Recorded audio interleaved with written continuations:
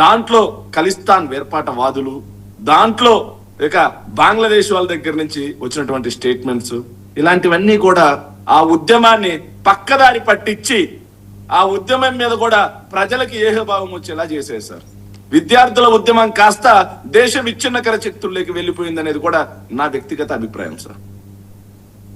Right.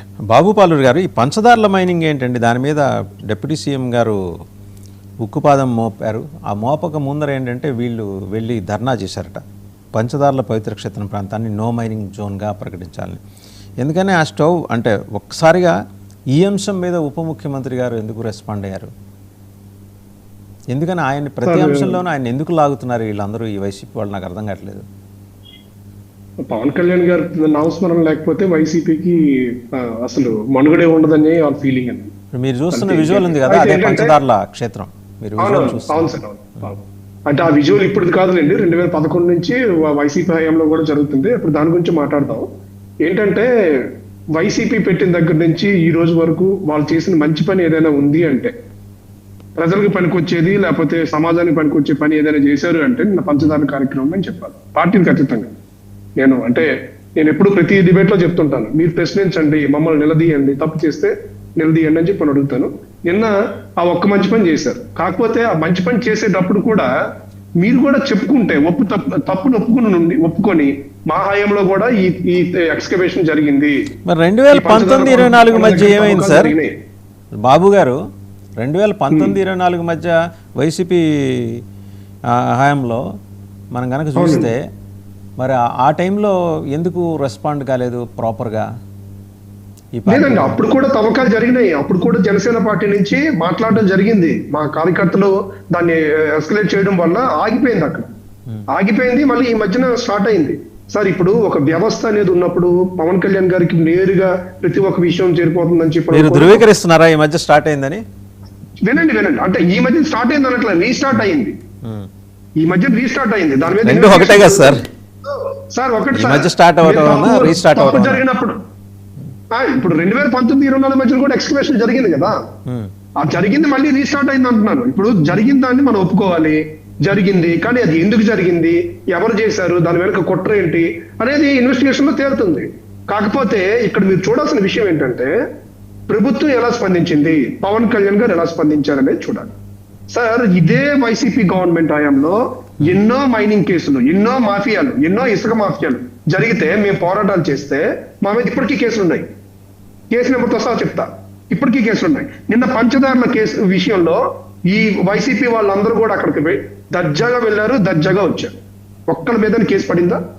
ఇదే issue మీద YCP government ఒకవేళ ఈ రోజు వైసీపీ పార్టీ గవర్నమెంట్ లో ఉండుంటే ప్రతి ఒక్కరి మీద కేసులు వేసేవాళ్ళు. లాఠీ చార్జ్ కూడా జరిగేది. మా మీద లాఠీ చార్జ్ చేశారు. ఇసుక మాఫియా చేస్తున్నారని చెప్పి దాని మీద ఎగ్రెస్ట్ గా వెళ్తే, కొండలు తవ్వేస్తున్నారని చెప్పి దానికి ఎగ్రెస్ట్ గా వెళ్తే లాఠీ చార్జ్ చేశారు, కేసులు పెట్టారు. ఇప్పటికీ ఉన్నాయి కేసులు లైన్లు. ప్రభుత్వం వచ్చాక కూడా మేము తీసుకోలేకపోతున్నాం. అంటే ఒకసారి మీరు అంటే ప్రజాస్వామ్యబద్ధంగా మీరు ఏం చేసినా కూడా ప్రభుత్వం స్వాగతిస్తుంది. అలాగే అక్కడ జరిగిన తప్పుని మీరు ప్రశ్నించి చూపిస్తే తప్పనిసరిగా సర్దిద్దుకునే కార్యక్రమం జరుగుతుంది.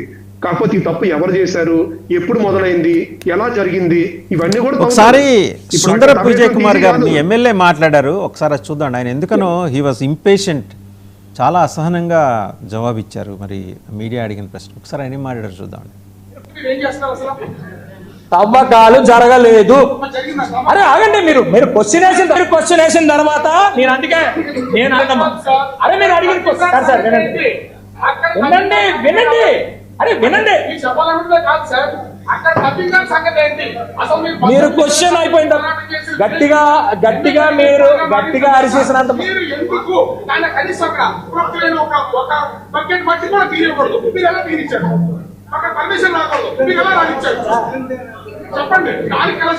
అదే మీరు ఆన్సర్ వినడానికి రెడీగా ఉన్నారా? మీరు ఆన్సర్ వినడానికి రెడీగా ఉన్నారు. క్వశ్చన్ వేసిన తర్వాత అడిగిన దానికే సమాధానం చెప్తా. నేను అడిగిన దానికే మీకు సమాధానం చెప్తా. అడిగిన దానికే సమాధానం చెప్తా. బాబు ఒకసారి అడిగిన దానికే సమాధానం చెప్తా. ఈ 2 సంవత్సరాలు ఎక్స్కవేషన్ జరగల, కేవలం 2 నెలల నుంచి ఎక్స్కవేషన్ జరుగుతుంది. రైట్. అది కూడా నేను వెళ్ళి ఆపడం. సరే, ఆయన ఈ హాజ్ అడ్మిటెడ్ అండి ఓపెన్గా 2 ఏళ్ళు జరగలా, ఈ 2 నెలల నుంచే కొంచెం అట పోన్లే చిన్నపిల్లలు ఎవరు మైనింగ్ చేసుకుంటున్నారనే పద్ధతిలో ఆయన మాట్లాడారు. ఈ మధ్య చిన్నపిల్లలు లేదు సార్, అది ఎక్కువైపోయారు ఎవరు చేసినా రాష్ట్రంలో. కూడా క్షమించడానికి లేదు. అన్ని పార్టీల వాళ్ళు చిన్నపిల్లల గురించి మాట్లాడుతున్నారు. మైనింగ్ కావచ్చు, అత్యాచారాలు కావచ్చు, హత్యలు కావచ్చు, అన్ని చిన్నపిల్లలే చేస్తున్నారు. బహుశా సుందరపు విజయ్ కుమార్ గారి భావన కూడా అదే అయి ఉండొచ్చేమో. ఎందుకు why he was so impatient అండి? Why he was so impatient? మీదేమో ప్రశ్నించే పార్టీ, మిమ్మల్ని ఎవరు అడగకూడదు, అడగంగానే ఆయన లేచి నుంచున్నారు చూసారా? అంత అవసరం లేదు కదా. లేచి నిల్చోవడం, మీ లేచి నాయకుడేమో నిల్చోవడం ఉక్కుపాదం కాదు సార్. మోపుతుంటాడు, అక్కడ వీళ్ళేమో he was ప్రశ్నించే about వాళ్ళని వాళ్ళ మీద వీళ్ళు ఒంటికాల మీద లేస్తారు. ఏమన్నా అర్థం ఉందా?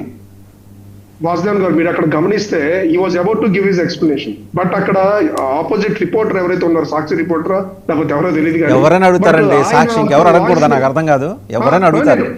అడగొద్దని చెప్పట్లేదండి. అడిగిన పెతోడు సాక్షి రిపోర్టరేనా? అడిగిన పెతోడు సాక్షి రిపోర్టర్, అడిగిన పెతోడు జగన్మోహన్ రెడ్డి. ప్రశ్న అడగడమే కాదండి, సమాధానం వినే ఓపిక కూడా ఉండాలి. ప్రశ్న కంప్లీట్ చేయనియాలి కదా, ప్రశ్న కంప్లీట్ చేయనియాలి కదా. అతను అడుగుతుంటే he was so impatient. మళ్ళీ ఒకసారి వినండి. ఆయన ప్రశ్న రిపీట్ చేస్తున్నాడు, వాయిస్ రైజ్ చేస్తూ రిపీట్ చేస్తాడు తప్పితే ఆ సమాధానం వినే ఓపిక లేదానికి. ఆయన చెప్తున్నాడు, ఆయన కూడా చాలా ఓపెన్ గా, ఎస్ గత 2 సంవత్సరాలు జరగదు, 2 నెలలు స్టార్ట్ అయింది, కానీ అది ఎందుకు జరిగింది ఏంటి అనేది మేము దాని మీద ఇన్వెస్టిగేషన్ ఆల్రెడీ పవన్ కళ్యాణ్ గారు నిర్ణయం తీసుకున్నారు. దీని వెనక మావాడు ఉన్నాడా ఎవరున్నారా అనేది అసెంబ్లీ సాక్షిగా ఆయన మాట ఇచ్చారు సార్.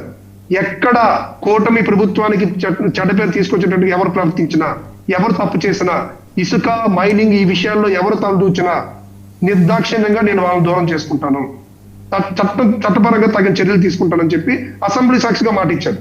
ఏ రోజైనా జగన్మోహన్ రెడ్డి తన బుద్ధికి, తన బతుక్కి, జగన్మోహన్ రెడ్డి కానీ ఎవరైనా వైసీపీ నాయకులు ఎవరైనా కూడా ఇలాంటి స్టేట్మెంట్ ఇవ్వగలిగారండి? సార్ బ్రతుకులు గితుకులు మాట్లాడుతుంది సార్, బ్రతుకులు గితుకులు మాట్లాడుతుంది దయచేసి. శేఖర్ రెడ్డి గారు బ్రతుకులు గితుకులు అంటే నేను చాలా మాట్లాడతా, నువ్వు ఎంతసేపు మాట్లాడుతున్నాడు బాబు, మాట్లాడాడు. ఒకసారి వినండి, శేఖర్ రెడ్డి గారు పుట్టుకలు కూడా